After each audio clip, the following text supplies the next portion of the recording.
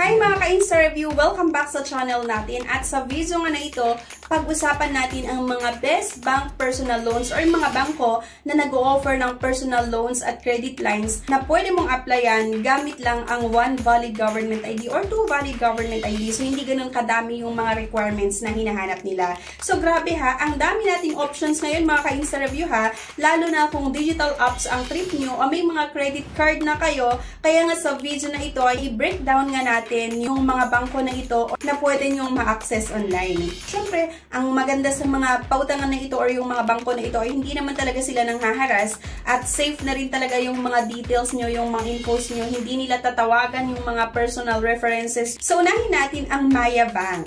So, alam nyo ba mga ka-interview, fully digital ito, lahat ng proseso ay ginagawa sa kanilang app. At take note ha, ID requirements lang, kailangan ng isang valid ID para ma-verify ang account mo.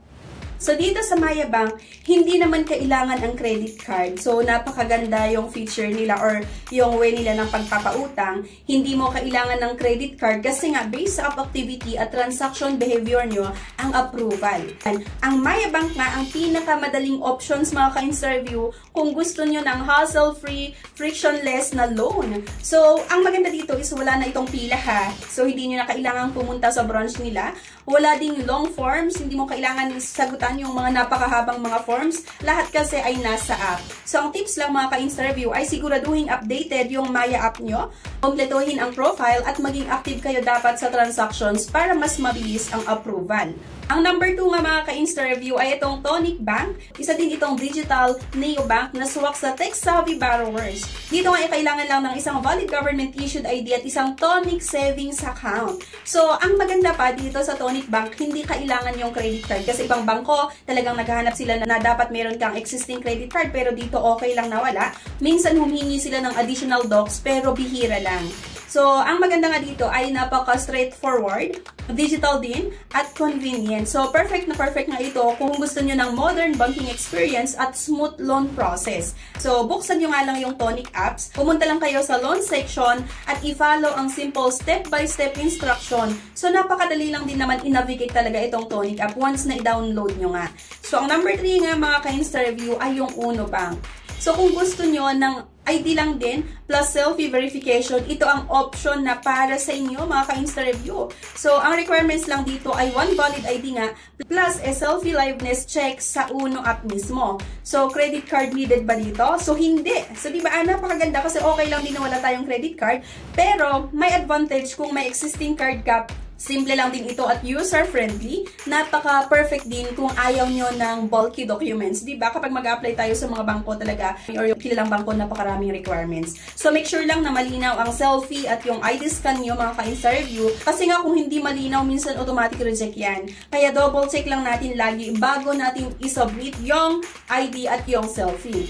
Ang next nga ay yung C-Bank or Maribank ngayon, credit line. So, I'm sure naririnig nyo na itong C-Bank mga ka-interview. Exclusive ito para sa existing users lang kasi so hindi siya para sa lahat ha. Para sa existing users. Wala nang extra docs kung existing user ka na. Ang eligibility ay based sa account activity mo. Hindi na din kailangan dito ng credit card mga ka-interview ha. So, ang approval kasi ay nakadepende sa usage ng account mo nga.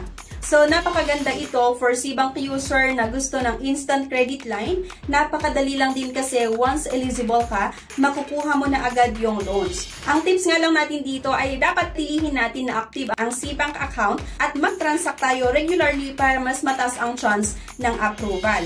At syempre, hindi rin nagpapahuli ang East West Bank. So, classic bank na may physical presence. So, ayan lang, kailangan ng physical presence nga dito sa East West Bank. Pero alam nyo ba na pwede kayong makapag-apply dito gamit lamang ang isang valid government ID kapag meron kayong existing credit card. Pero during loan release, mga ka-interview, kailangan ng 2 IDs. Isa kasi ay ibibigay sa teller at isa din sa building guard. So, dito, dapat meron kayong existing credit card nga para ang requirements lang natin ay isang valid government ID. So, o nga, pwede mong gamitin bilang proof of income instead of payslip, of ITR, And ang maganda dito is good option kung meron kang credit card at kaya mong magdala ng dalawang IDs sa release. So, hindi ito as minimal as the digital banks, pero solid pa rin mga ka-interview ha, kasi ang hirap nakahanap ng mga bangko na ganun yung way nila ng pagpapautang ha. Yung ibang bank, kahit meron kang existing credit card, kailangan mo pa rin na mag-submit ng payslip. Diba? Or yung mga ITR. At ang pinaka-bonus tips ko nga sa inyo ay itong Union Bank Personal Loan. And sa special ito sa akin kasi na-approve ako ng 177,000 pesos. Pagka-open nyo nga ng Union Bank app, makikita nyo itong Get Cash in just 5 minutes from approval. Click nyo nga lang yan. So, ayan, open website. Meron lang kailangang sagutan kung meron ba kayong credit card or existing credit card, yes or no. Is your annual income at least 250,000 pesos? Kailangan nga din natin makapag-upload ng isang valid government ID. At ito nga yung mga ID na tinatanggap, yung passport with signature, driver's license, Phil Postal Service ID, Professional Regulation Commission ID or yung PRC ID, SSS, UMID ID at yung PhilSys ID. Meron nga din itong selfie verification, so i-follow nga lang natin yung instruction. Ayan, pag-submit ko nga ng aking loan application dito sa Union Bank, ayan, may nakalagay na we are happy to share that your personal loan application has been approved, so you can proceed to get your loan by visiting this link. So ayan nga, congratulations, you're approved for a Union Bank personal loan. Avail of your loan in just a few steps. So, i-click ko nga lang daw yung may nakalagay na claim now para nga makuha or makita din kung magkano yung pwede kong ma-avail dito nga sa Union Bank. So, ayan, ito yung amount na offer nga sa akin ng Union Bank na kung saan pwede nga daw akong makautang or eligible up to 177,600 pesos. At kung mapapansin nyo dito, hanggang 60 months or 5 years yung payment terms. So, kung halimbawa 177,600 yung pwede kong utangin, ang monthly amortization ay 5,412.46. So, mga ka-interview, paano natin i-rank ang mga option na ito? Diba? Kaya kung gusto nyo ng pinakamadaling process at hassle-free digital loan, pwedeng i-consider nyo itong Maya Bank, ang pinaka-top choice natin. Isang ID lang, lahat nasa app, at wala kang kailangan pang extra documents. Ang susunod nga ay yung Tonic Bank. So, almost pareho sa Maya Bank, digital, smooth, at kailangan lang ng isang valid ID. Kaya kung tech-savvy kayo, swak na swak ang mga bangko na ito. Siyempre, hindi rin nagpapahuli itong Uno Bank. So, ito naman ay magandang option kung okay sa inyo ang ID plus isang selfie verification. Wala din itong bulky documents ha, kaya mabilis din ang application.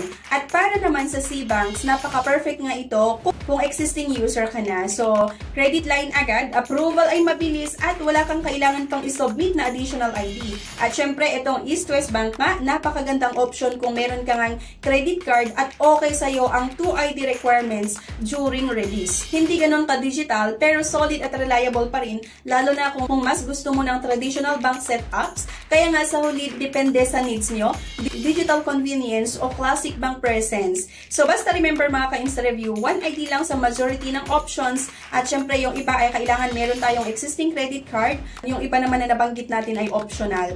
Kaya nga mga ka-interview, sana talaga nakatulong sa inyo itong guide sa pagpili ng pinaka-fit na bangko na pwede nyong i-consider utangan para iwas harassment, iwas takot, diba, at iwas stress. So kung nagustuhan nyo ang video na ito, please don't forget to like, i-share nyo na rin, mag-subscribe, at don't forget to click the notification bell para maging updated ka sa mga latest tips sa personal loans at digital banking. Again, ako si Yana at see you sa next video. Bye!